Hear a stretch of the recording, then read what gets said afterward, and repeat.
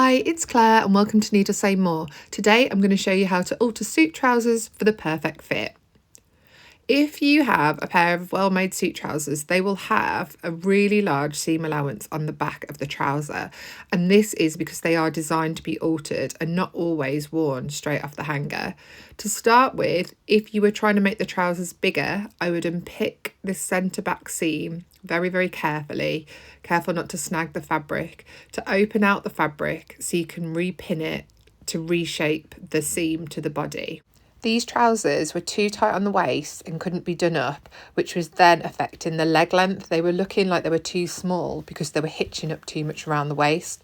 So I unpicked all the way down to the seam to almost just to the top of the leg, and then using safety pins I pinned them to the correct measurement so they sat really nicely on the body.